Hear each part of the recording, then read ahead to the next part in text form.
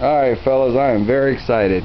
I checked, I pulled it off, some slack in my belt, look down there, and I see that my spring is missing.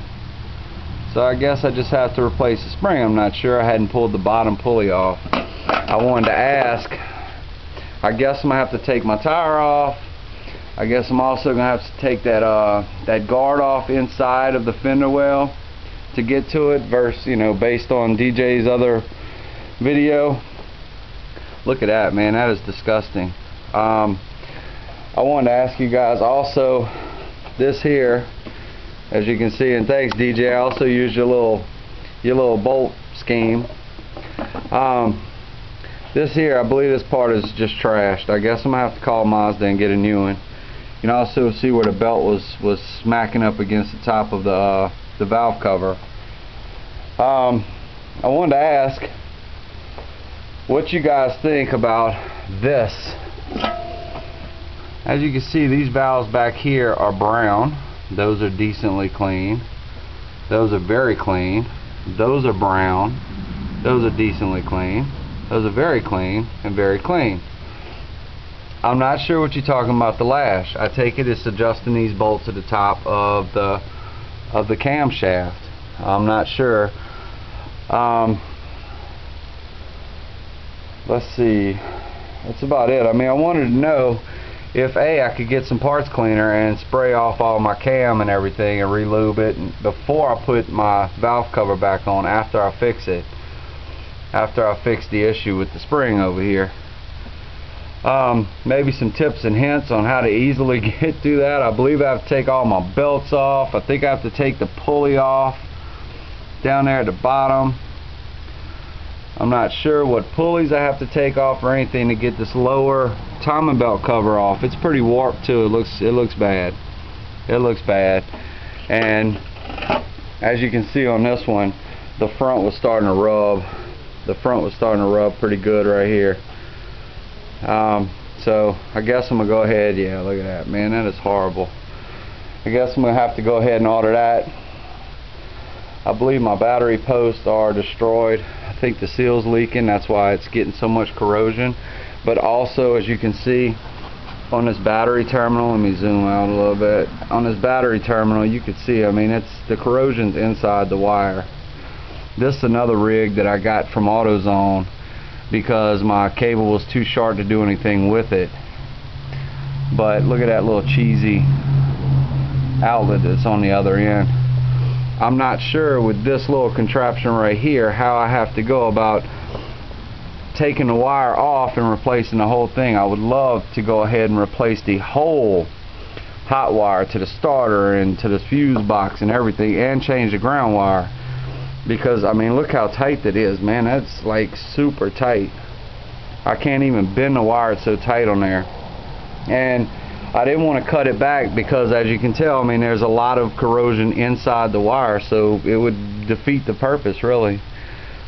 And it's rusted. I mean, the wire looks rusted. It's a 99. I mean, that's the original OEM. Also, I think I found out another reason. The EGR valve is very nasty. I mean, the PVC valve, very, very nasty. So that might have been part of my RPM fluctuation problem right there.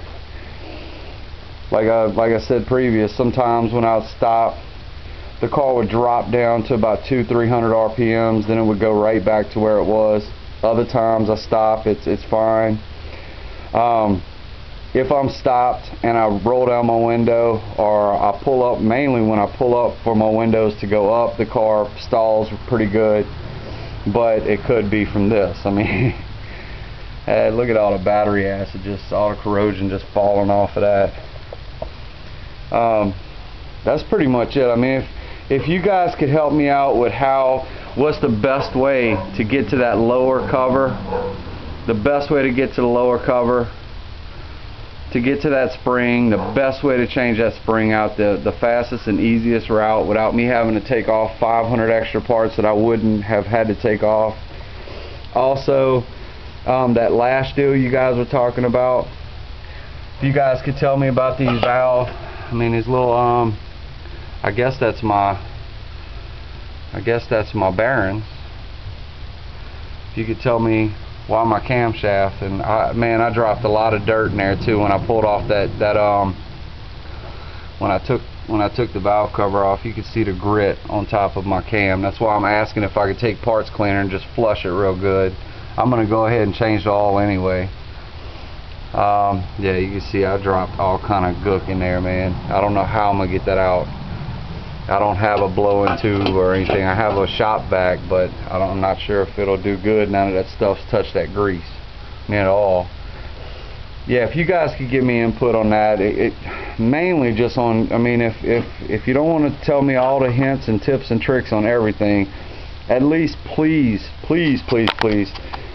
explain to me the best and easiest route to get to that spring, and also what else could I check? I mean, if that spring popped off, could I possibly have a bad tensioner pulley, or what do I check for? I want to make sure that when I have this off and it's completely exposed, that I change everything that could possibly be bad on it, so I don't have to do this again.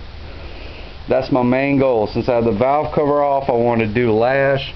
I wanted to clean all this up real good.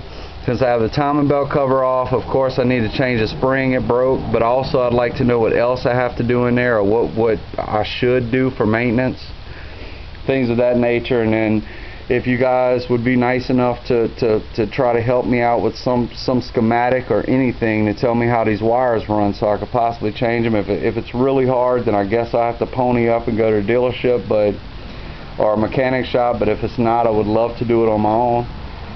I appreciate all you guys' help so far. I look forward to hearing back from you. Thank you.